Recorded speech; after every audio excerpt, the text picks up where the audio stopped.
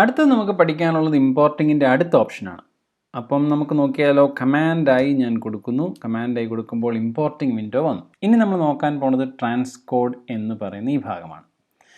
ട്രാൻസ്കോഡ് എന്ന് പറഞ്ഞു കഴിഞ്ഞാൽ നിങ്ങളുടെ മീഡിയ ഫയലിനെ വേറൊരു രീതിയിലേക്ക് മാറ്റുന്ന പ്രക്രിയയാണ് ട്രാൻസ്കോഡിങ് എന്ന് പറയുന്നത്. ബേസിക്കലി എന്നെ സംഭവിക്കുന്നത് വെച്ച് കഴിഞ്ഞാൽ നിങ്ങളുടെ മീഡിയ ഇപ്പോൾ ഒരു മൂവി ഫയൽ ആയിക്കോട്ടെ, ആ മൂവി ഫയലിനെ FCP വേറൊരു ഫോർമാറ്റിലേക്ക് മാറ്റും. എന്തിനാണ് എന്ന് ചോദിച്ചു കഴിഞ്ഞാൽ FCPക്ക് എഡിറ്റ് ചെയ്യാനും നമുക്ക് കാര്യങ്ങൾ ഏറ്റവും സ്മൂത്തായിട്ട് പ്ലേ ബാക്ക് ചെയ്ത് കാണിക്കാനും ഒക്കെ വേറൊരു ഈസി ഫോർമാറ്റിലേക്ക് FCP മാറ്റിയെങ്കിലേ FCPക്ക് ഈസി ആയിട്ട് കാര്യങ്ങൾ ഹാൻഡിൽ ചെയ്യാൻ പറ്റുള്ളൂ. എന്നാൽ ഇത് മസ്റ്റല്ല, ട്രാൻസ്കോഡ് ചെയ്യാതെയും നിങ്ങൾക്ക് FCPയിൽ വർക്ക് ചെയ്യാം. പക്ഷേ അപ്പോൾ സംഭവിക്കുന്നത് എന്താണെന്ന് ചോദിച്ചു കഴിഞ്ഞാൽ നിങ്ങളുടെ എഡിറ്റിങ്ങും നിങ്ങളുടെ പ്ലേ ബാക്കും ഒക്കെ സിസ്റ്റത്തിന് ഹെവി ലോഡാവും, അല്ലെങ്കിൽ കൈകാര്യം ചെയ്യാൻ ബുദ്ധിമുട്ട് വരും. അപ്പോൾ അതുണ്ടാകാതെ ഈസി ആയിട്ടുള്ള ഒരു എഡിറ്റിംഗ് ഫീല് നിങ്ങൾക്ക് കിട്ടാൻ വേണ്ടിയും സ്മൂത്തായിട്ട് നിങ്ങൾക്ക് എഡിറ്റിങ്ങിന് വർക്ക് ചെയ്യാൻ വേണ്ടിയാണ് നമ്മൾ ട്രാൻസ്കോഡിങ് നടത്തുന്നത്.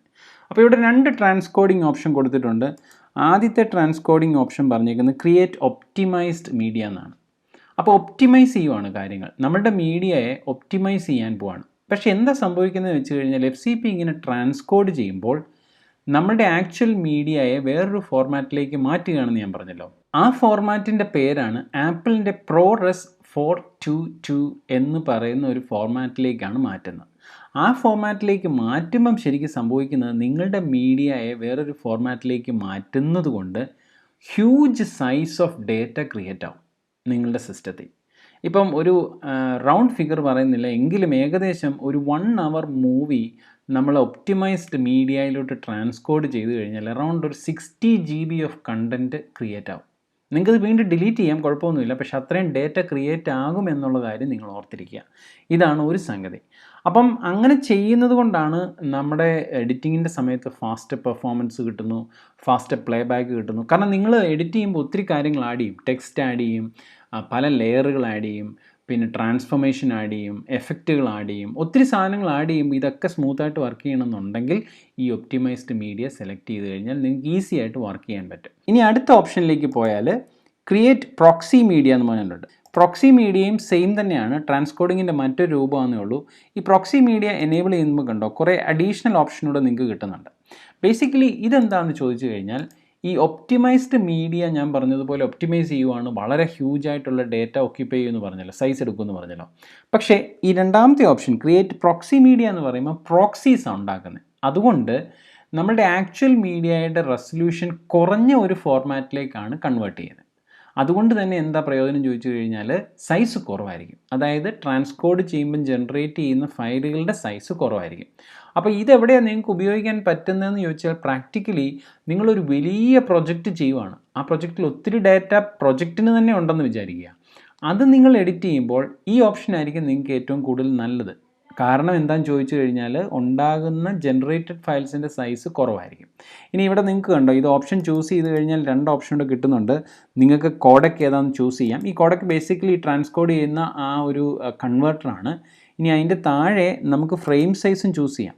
അപ്പോൾ ഈ ഫ്രെയിം സൈസ് കുറയ്ക്കുന്നതനുസരിച്ച് ജനറേറ്റ് ചെയ്യുന്ന ഫയൽസിൻ്റെ സൈസും കുറഞ്ഞിരിക്കും. അപ്പോൾ അതാണ് ക്രിയേറ്റ് പ്രോക്സി മീഡിയയും അതുപോലെ ഇവിടെ ആദ്യം പറയുന്ന ക്രിയേറ്റ് ഫിനിഷ്ഡ് മീഡിയ. ഇനി ഇത് രണ്ടും സെലക്ട് ചെയ്തില്ലെങ്കിലും കുഴപ്പമില്ല, നിങ്ങൾക്ക് പിന്നീട് ഇത് ചെയ്യാൻ പറ്റും. അതായത് ഇമ്പോർട്ട് ചെയ്തതിന് ശേഷവും നിങ്ങൾക്ക് ട്രാൻസ്കോഡ് ചെയ്യണമെങ്കിൽ ചെയ്യാൻ പറ്റും. ഇനി ഒരു സംഗതിയും കൂടെ പറയാനുള്ളത്, ഈ ട്രാൻസ്കോഡിങ് ചെയ്യണം എന്നുള്ളത് നിങ്ങളുടെ ഔട്ട്പുട്ട് ഫയലിനെ ഒരു തരത്തിലും ബാധിക്കുന്നില്ല. ഇത് ചെയ്തെങ്കിലേ നിങ്ങളുടെ ഔട്ട്പുട്ട് ഫൈനൽ ഔട്ട്പുട്ട് ഫൈനായിട്ട് അല്ലെങ്കിൽ ക്ലാരിറ്റിയോടെ വരുള്ളൂ എന്നുള്ള ധാരണയുടെ ആവശ്യമില്ല. ഇത് നിങ്ങളുടെ ഔട്ട്പുട്ട് ഫയലിനെ ബാധിക്കുന്ന കാര്യമല്ലെന്നുള്ളതും ഓർത്തിരിക്കുക. ഇനി നമുക്ക് ഇമ്പോർട്ടിങ്ങിൽ പഠിക്കാനുള്ള മറ്റൊരു ഓപ്ഷനാണ് അനലൈസ് ഓഡിയോ എന്ന് പറയുന്നത്. ഇത് നമ്മൾ അനലൈസ് വീഡിയോ കണ്ടതുപോലെ തന്നെയാണ് നിങ്ങളുടെ ഓഡിയോയും അനലൈസ് ചെയ്യാനുള്ള കുറേ ഓപ്ഷനാണ്. അപ്പം അനലൈസ് ചെയ്യുമ്പം പല ചാനൽസിൽ നിന്ന് വരുന്ന ഓഡിയോ ആയതുകൊണ്ട് അതിനെ ഫൈൻ ട്യൂൺ ചെയ്യാൻ പിന്നീട് നിങ്ങൾക്ക് പറ്റും. empty ആയിട്ടുള്ള ഓഡിയോ ചാനൽസൊക്കെ മ്യൂട്ടാക്കാനും ഡിലീറ്റ് ആക്കാനും ഒക്കെ നിങ്ങൾക്ക് പറ്റും. അപ്പോൾ ഇത്രയും വിവരങ്ങളാണ് നമുക്ക് പഠിക്കാനുള്ളത്. ബേസിക്കലി ഇമ്പോർട്ടിങ് നടക്കുമ്പോൾ ഇത്രയും കാര്യങ്ങളാണ് നടക്കുന്നത്. ഇനി ഞാൻ ഈ വിൻഡോ ക്ലോസ് ചെയ്യുകയാണ്. ഇമ്പോർട്ട് ചെയ്യേണ്ട കാര്യമില്ല, വേറെ ഫയലൊക്കെ നിങ്ങൾ ഇമ്പോർട്ട് ചെയ്യുന്നത് കണ്ടു. ഈ വിൻഡോ ഞാൻ ക്ലോസ് ചെയ്യുന്നു. ഞാനിപ്പോൾ ഒരു കാര്യം കാണിക്കാമെന്ന് ഓർത്തത്, ഇവിടെ നമ്മൾ മുമ്പേ ആഡ് ചെയ്ത ഫയൽസാണിത്. ഇപ്പോൾ ഞാനൊരു മീഡിയ എടുക്കുന്നു. നിങ്ങൾക്ക് ഈ മീഡിയ ട്രാൻസ്കോഡ് ചെയ്ത മീഡിയ ആണോ അല്ലയോ എന്ന് അറിയണം എന്ന ആഗ്രഹം ഉണ്ടെന്ന് വിചാരിക്കുക. അതായത് നിങ്ങൾ ഓൾറെഡി ഇമ്പോർട്ട് ചെയ്തതാണ്, പക്ഷേ നിങ്ങൾക്ക് ഉറപ്പില്ല ഇത് ട്രാൻസ്കോഡഡ് ആണോ അല്ലയോ എന്ന്. അങ്ങനെയാണെങ്കിൽ നിങ്ങൾ ചെയ്യേണ്ടത് ഫയൽ സെലക്ട് ചെയ്യുക. അതിനുശേഷം ഇവിടെ ഈ ഭാഗം ഇൻസ്പെക്ടർ വിൻഡോ ആണെന്ന് നമ്മൾ നേരത്തെ വീഡിയോയിൽ പറഞ്ഞായിരുന്നു. അതായത് നമ്മളുടെ ഫയലിൻ്റെ ഇൻഫർമേഷൻസ് എല്ലാം തരുന്നതാണ് ഈ വിൻഡോ. അപ്പോൾ ഈ വിൻഡോയിലെ നിങ്ങൾ ഇൻഫർമേഷൻ എന്ന ഭാഗത്ത് വന്നു കഴിഞ്ഞാൽ ഇതിൻ്റെ ഏറ്റവും താഴെ ഇത് കണ്ടോ, ട്രാൻസ്കോഡഡ് ആണോ അല്ലയോ എന്ന് ഇവിടെ കാണിച്ചിട്ടുണ്ട്. ഇവിടെ ട്രാൻസ്കോഡ് എന്ന് പറഞ്ഞുകൊണ്ടൊരു ബട്ടണും കൊടുത്തിട്ടുണ്ട്. അപ്പോൾ ഈ റെഡ് കളറിൽ കാണുന്നതിൻ്റെ അർത്ഥം ഇത് ട്രാൻസ്കോഡഡ് അല്ലെന്നാണ്. ഇത് ട്രാൻസ്കോഡ് ചെയ്തിട്ടില്ല നമ്മൾ. അപ്പോൾ ട്രാൻസ്കോഡ് ഇനി ചെയ്യണം എങ്ങനെയാണ്, മാനുവലി നിങ്ങൾക്ക് ചെയ്യണം എന്നുണ്ടെങ്കിൽ എന്താണ് ചെയ്യേണ്ടതെന്ന് ഞാൻ കാണിച്ചു തരാം. ഈ ഫയൽ സെലക്ട് ചെയ്യുന്നു, എന്നിട്ട് റൈറ്റ് ക്ലിക്ക് ചെയ്യുന്നു. റൈറ്റ് ക്ലിക്ക് ചെയ്ത് കഴിഞ്ഞാൽ ഇവിടെ ട്രാൻസ്കോഡ് മീഡിയ എന്ന് പറയുന്ന ഓപ്ഷനുണ്ട്. ആ ഓപ്ഷനെ ക്ലിക്ക് ചെയ്ത് കഴിഞ്ഞാൽ നിങ്ങളോട് വീണ്ടും നമ്മൾ മുമ്പേ കണ്ട അതേ ചോദ്യം ചോദിക്കുക, ഏതിലോട്ടാണ് ട്രാൻസ്കോഡ് ചെയ്യേണ്ടതെന്ന്. അപ്പോൾ നമുക്കിപ്പോൾ ഒരു ഒപ്റ്റിമൈസ്ഡ് മീഡിയയിലേക്ക് ഇതിനെ ട്രാൻസ്കോഡ് ചെയ്യാം. ഞാൻ നേരെ ഓക്കെ അടിക്കുകയാണ്. നിങ്ങൾക്ക് പ്രോക്സി ആണെങ്കിൽ പ്രോക്സിയും ചെയ്യാം. പക്ഷേ നമ്മളുടെ ഈ ഒരു വീഡിയോയിൽ നമ്മളിപ്പം ഈ ഒപ്റ്റിമൈസ്ഡ് മാത്രം സെലക്ട് ചെയ്തിട്ട് ഓക്കെ അടിക്കാം. അപ്പോൾ സംഭവിക്കുന്നുണ്ടോ, ഇവിടെ ഒരു ബാക്ക്ഗ്രൗണ്ട് ആക്ഷൻ തുടങ്ങി, കണ്ടോ, ഇവിടെ ട്രാൻസ്കോഡിങ് തുടങ്ങി, ട്രാൻസ്കോഡിങ് സ്റ്റാർട്ട് ചെയ്തു. ഇനി ട്രാൻസ്കോഡിങ് കഴിയുമ്പോൾ സംഭവിക്കുന്നത് എന്താണെന്ന് നോക്കിയോ, ഇതിങ്ങനെ പ്രോഗ്രസ് ചെയ്യുന്നു. പ്രോഗ്രസ് ചെയ്തതിന് ശേഷം ട്രാൻസ്കോഡിങ് കംപ്ലീറ്റ് ആയി. അവിടെ ഒരു ടിക്ക് മാർക്ക് വന്നു കണ്ടോ.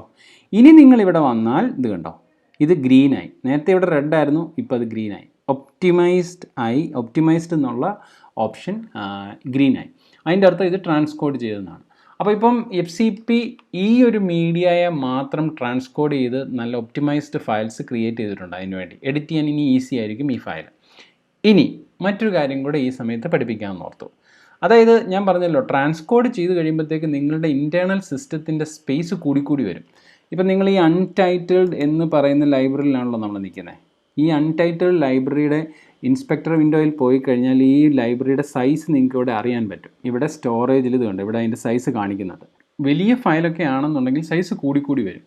നിങ്ങൾക്ക് പിന്നീട് ഈ ട്രാൻസ്കോഡ് ചെയ്ത ഫയലൊന്ന് ഡിലീറ്റ് ചെയ്യണമെന്ന് വെച്ചാൽ, അതായത് ഒത്തിരി സൈസ് കൂടി നിങ്ങൾക്കിപ്പോൾ ആ ഫയലുകളൊന്നും ആവശ്യമില്ല, അപ്പോൾ ജനറേറ്റ് ചെയ്ത ഈ ട്രാൻസ്കോഡഡ് ഫയൽസ് ഡിലീറ്റ് ചെയ്യണമെന്നുണ്ടെങ്കിൽ നിങ്ങൾ ഫയൽ മെനുവിൽ വരിക. ഫയൽ മെനുവിൽ ഇവിടെ ഒരു ഓപ്ഷൻ ഉണ്ട്, ഡിലീറ്റ് ജനറേറ്റഡ് ക്ലിപ്പ് ഫയൽസ് എന്നുണ്ട്. സെലക്ട് ചെയ്യുക. അപ്പോൾ നമ്മളോട് ചോദിക്കും ഡിലീറ്റ് ചെയ്യേണ്ട ഏതാണ്. അപ്പോൾ ഇവിടെ കുറേ ഓപ്ഷൻ കൊടുത്തിട്ടുണ്ട്. അപ്പോൾ optimised media, delete proxy media, ഇതെല്ലാം കൊടുത്തിട്ടുണ്ട്. അപ്പോൾ നമുക്ക് ബേസിക്കലി ഏത് വേണമെന്നും നമുക്ക് തീരുമാനിക്കാം. അതായത് ഇതെല്ലാം റെൻഡർ ഫയൽസ് എന്ന് പറയുന്ന റെൻഡറിങ്ങിന് ഉപയോഗിക്കുന്ന ഫയൽസാണ്. ഇതാണ് ഒപ്റ്റിമൈസ്ഡ് മീഡിയ. നമ്മളിപ്പോൾ ചൂസ് ചെയ്യേണ്ടത്, നമ്മൾ നിൽക്കുന്ന ആക്ഷൻ്റെ ശരിക്കും പറഞ്ഞാൽ ഇതേ ഉള്ളൂ. അപ്പോൾ സൈസ് കൂടിക്കഴിഞ്ഞാൽ ഇതൊക്കെ നിങ്ങൾക്ക് ഡിലീറ്റ് ചെയ്ത് കളയാം. അപ്പോൾ ഇവിടെയാണ് അത് ഡിലീറ്റ് ചെയ്ത് കളയുന്ന ഓപ്ഷൻ. അപ്പോൾ നമുക്കിതിപ്പം ഡിലീറ്റ് ഒപ്റ്റിമൈസ്ഡ് മീഡിയ കൊടുത്തിട്ട് ഓക്കെ അടിക്കാം. അപ്പോൾ സംഭവിക്കുന്ന ആ ഏരിയ അത്രയും ജനറേറ്റ് ചെയ്ത ആ ഫയൽ പോകും. അപ്പോൾ ഇത് കണ്ടോ, തിരിച്ച് നിങ്ങൾ നോക്കിക്കേ, ആ ഫയൽ വീണ്ടും റെഡിലേക്ക് മാറി. പക്ഷേ സൈസ് ഇപ്പോൾ ക്ലിയർ ആയിട്ടുണ്ട്. ആ ഒപ്റ്റിമൈസ് ചെയ്ത ഫയൽസ് എല്ലാം ഡിലീറ്റ് ആയിപ്പോയി. ഇനി നമ്മൾ നോക്കാൻ പോണത് ഇൻട്രസ്റ്റിംഗ് ആയിട്ടുള്ളൊരു കാര്യമാണ്. അതായത് ഇമ്പോർട്ടിങ്ങിൻ്റെ ഓൾമോസ്റ്റ് എല്ലാം തന്നെ കഴിഞ്ഞു. പക്ഷേ ഇനി നിങ്ങൾക്ക് ഇമ്പോർട്ട് ചെയ്യാൻ പറ്റുന്ന ഒരു രീതിയും കൂടിയുണ്ട്. അതായത് ഡ്രാഗ് ആൻഡ് ഡ്രോപ്പ് ചെയ്ത് നിങ്ങൾക്ക് ഫയലുകൾ ഇമ്പോർട്ട് ചെയ്യാം. നിങ്ങൾക്കറിയാലോ, പല ആപ്ലിക്കേഷനിൽ ഡ്രാഗ് ആൻഡ് ഡ്രോപ്പ് ഫെസിലിറ്റി ഉള്ളതാണ്. ഞാൻ നിങ്ങളെ കാണിക്കാം. ഞാനിപ്പോൾ എൻ്റെ സിസ്റ്റത്തിലേക്ക് പോവാണ്. സിസ്റ്റത്തിൽ ഞാൻ ഫൈൻഡർ എടുക്കുകയാണ്. ഫൈൻഡറിൽ ഞാൻ ഡൗൺലോഡ്സ് വരുമ്പോൾ എനിക്ക് 3 ഫയലുകളുണ്ട്. ഈ 3 ഫയലുകൾ ഞാൻ ഇമ്പോർട്ടിംഗ് മെത്തേഡുകൾ, യൂഷ്വൽ മെത്തേഡുകളല്ലാതെ എനിക്കിങ്ങനെ ഡ്രാഗ് ചെയ്ത് നേരെ ഡ്രോപ്പ് ചെയ്യാം. അതൊരു മെത്തേഡാണ്. അതിനു മുമ്പ് ഈ അൺടൈറ്റിൽഡിനകത്ത് നമുക്കൊരു ഇവൻറ്റ് ക്രിയേറ്റ് ചെയ്യാം. ഇവൻറ്റ് ക്രിയേറ്റ് ചെയ്യാൻ Ctrl+N കൊടുക്കുന്നു. എന്നിട്ട് അതിനെ ഞാൻ ഡ്രാഗ് ആൻഡ് ഡ്രോപ്പ് എന്നും പറഞ്ഞുകൊണ്ട് ഒരു ഇവൻറ്റ് ക്രിയേറ്റ് ചെയ്യുന്നു. ഓക്കെ, ഇവിടെ ഇവൻറ്റ് വന്നു. ഇനി ഞാൻ ഈ ഫയൽ വീണ്ടും സെലക്ട് ചെയ്യുന്നു. നേരെ എനിക്ക് ഡ്രാഗ് ചെയ്ത് ഇതാ ഈ ഫോൾഡറിൽ നമുക്ക് ഇടാൻ പറ്റും. ഞാൻ നേരെ ഹോൾഡ് ചെയ്യുന്നു. ഇനി റിലീസ് ചെയ്ത് കഴിഞ്ഞാൽ ഇത് കണ്ടോ, ആ ഫയലുകൾ വീണ്ടും ഇവിടെ വന്നു. അപ്പോൾ ഇതൊരു മെത്തേഡാണ്. പക്ഷേ ഈ മെത്തേഡ് പലപ്പോഴും നമ്മൾ ഈസി ആയിട്ട് ഉപയോഗിക്കുന്ന ഒരു മെത്തേഡ് തന്നെയാണ്. അപ്പം നിങ്ങൾക്ക് അത് ഇഷ്ടപ്പെടുന്ന ഒരു മെത്തേഡാണെന്നും എനിക്കറിയാം. പക്ഷേ ഒരു ക്വസ്റ്റ്യൻ വരുന്നത് എന്താണെന്ന് ചോദിച്ചു കഴിഞ്ഞാൽ, ഇങ്ങനെ ഡ്രാഗ് ആൻഡ് ഡ്രോപ്പ് ചെയ്യുമ്പോൾ നമ്മൾ ഈ സാധാരണ ഇമ്പോർട്ട് ചെയ്യുമ്പോൾ ഉപയോഗിക്കുന്ന ഈ ഓപ്ഷൻസ് ഒന്നും കിട്ടുന്നില്ല. കണ്ടോ, അനലൈസ്, ട്രാൻസ്കോഡ്, ഓഡിയോ വീഡിയോ അനലൈസ്, ഒത്തിരി ഓപ്ഷൻസ് ഉണ്ട്. ഈ ഓപ്ഷൻസ് ഒന്നും നിങ്ങൾക്ക് കിട്ടിയില്ലല്ലോ. അപ്പം നമുക്കൊരു ചോദ്യം വരും, നമ്മൾ ഡ്രാഗ് ആൻഡ് ഡ്രോപ്പ് ചെയ്യുമ്പോൾ ആ പ്രിഫറൻസസ് എങ്ങനെ സെറ്റ് ചെയ്യുന്നു? അത് സെറ്റ് ചെയ്യുന്നത് നമ്മളുടെ ഈ ഫൈനൽ കട്ട് പ്രോയുടെ തന്നെ ഒരു പ്രിഫറൻസ് ഓപ്ഷൻ ഉണ്ട്. ഇത് കണ്ടോ, ഫൈനൽ കട്ട് പ്രോ പ്രിഫറൻസസ് വന്നു കഴിഞ്ഞാൽ ഇമ്പോർട്ട് എന്ന് പറയുന്ന ഈ ഭാഗത്ത് ഈ പ്രിഫറൻസ് ഇവിടെ കൊടുത്തിട്ടുണ്ട്. അപ്പോൾ ഈ പ്രിഫറൻസിൽ കൊടുത്തേക്കുന്ന എന്തൊക്കെ സെറ്റിംഗ് ഉണ്ടോ ആ സെറ്റിംഗ് ആയിരിക്കും നിങ്ങൾ ഡ്രാഗ് ആൻഡ് ഡ്രോപ്പ് ചെയ്യുമ്പോൾ ആപ്ലിക്കബിൾ ആണ്. അപ്പോൾ ഇവിടെ ഇപ്പോൾ ക്രിയേറ്റ് ഒപ്റ്റിമൈസ്ഡ് മീഡിയ സെലക്റ്റഡ് ആണ്. അപ്പോൾ അതുകൊണ്ട് എന്ത് സംഭവിക്കും, നിങ്ങൾ ഡ്രാഗ് ആൻഡ് ഡ്രോപ്പ് ചെയ്യുമ്പോൾ ഒപ്റ്റിമൈസ്ഡ് മീഡിയ ക്രിയേറ്റ് ആവും. നിങ്ങൾക്കത് വേണ്ട എന്നുണ്ടെങ്കിൽ അത് അൺചെക്ക് ചെയ്തിട്ട് നിങ്ങളിത് ക്ലോസ് ചെയ്യുക. അപ്പോൾ ഇനി ഡ്രാഗ് ആൻഡ് ഡ്രോപ്പ് ചെയ്താൽ ഒപ്റ്റിമൈസ്ഡ് മീഡിയ ക്രിയേറ്റ് ചെയ്യത്തില്ല. അപ്പോൾ ഇത് ഇമ്പോർട്ട് മാത്രമല്ല, പല പ്രിഫറൻസും നിങ്ങൾക്ക് ഇവിടെ കാണാൻ പറ്റും. അതൊക്കെ നമ്മൾ ഇനി വരുന്ന വീഡിയോകളിൽ കാണും. പക്ഷേ ഇവിടെ നമ്മളുടെ പ്രധാനം ഇമ്പോർട്ട് മാത്രമാണ്. അപ്പം ഇത് ക്ലിയർ ആയല്ലോ. അപ്പോൾ ഇത് ഇമ്പോർട്ട് ചെയ്യാനുള്ള ഒരു ഈസി മെത്തേഡാണ്. ഇനി ഇമ്പോർട്ടിങ്ങിലെ മറ്റൊരു സംഗതിയും കൂടെ നിങ്ങളെ ഈ വീഡിയോയിൽ കാണിക്കാമെന്ന് ഓർത്ത്, ഇതെവിടെ ഈ സെക്കൻഡ് ബട്ടൺ കണ്ടോ, ആ സെക്കൻഡ് ബട്ടണിൽ ക്ലിക്ക് ചെയ്ത് കഴിഞ്ഞാൽ നിങ്ങൾക്കിവിടെ ഫോട്ടോസ് ആൻഡ് മ്യൂസിക് എന്ന് കൊടുത്തിട്ടുണ്ട്. അതായത് നിങ്ങളുടെ സിസ്റ്റത്തിലെ ഫോട്ടോസും വീഡിയോസും ആണ് ഇപ്പം നിങ്ങൾക്ക് ഇമ്പോർട്ട് ചെയ്യാൻ ചോദിക്കുന്നത്. അതായത് ഫോട്ടോസ് എന്ന് പറഞ്ഞു കഴിഞ്ഞാൽ ആപ്പിളിൻ്റെ ഫോട്ടോസ് എന്ന് പറയുന്ന ആപ്ലിക്കേഷൻ, മ്യൂസിക് എന്ന് പറയുന്ന ആപ്ലിക്കേഷൻ. അങ്ങനെ ഇൻറ്റേർണൽ ആയിട്ടുള്ള ഈ ആപ്ലിക്കേഷൻസിൽ നിന്ന് നിങ്ങൾക്ക് മീഡിയാസ് ഇമ്പോർട്ട് ചെയ്യാൻ പറ്റും. അപ്പോൾ ഫോട്ടോസ് വന്നു കഴിഞ്ഞാൽ, അല്ലെങ്കിൽ ഓഡിയോ വരിക, നിങ്ങൾക്ക് ഏതെങ്കിലും ഓഡിയോ സെലക്ട് ചെയ്യാം. ഫോട്ടോസ് വന്നു കഴിഞ്ഞാൽ നിങ്ങൾക്ക് ഫോട്ടോസ് സെലക്ട് ചെയ്യാം.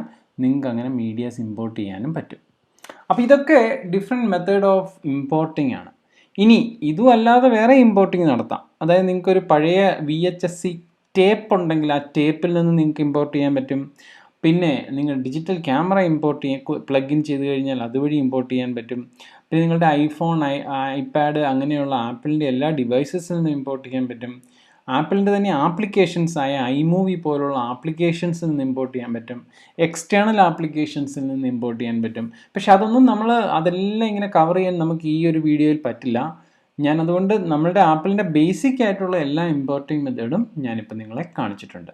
അപ്പോൾ നമ്മൾ പഠിച്ചു, ഇമ്പോർട്ടിങ്ങിൻ്റെ നല്ലൊരു ശതമാനം പഠിച്ചു. ഇമ്പോർട്ടിങ്ങിൻ്റെ പ്രിഫറൻസസും നിങ്ങളെ കാണിച്ചു തന്നിട്ടുണ്ട്. അപ്പം നിങ്ങളിത് എൻജോയ് ചെയ്തെന്ന് വിചാരിക്കുന്നു. നിങ്ങളിത് പ്രാക്ടീസ് ചെയ്യുക. നമുക്കിനി അടുത്ത വീഡിയോയിൽ കാണാം.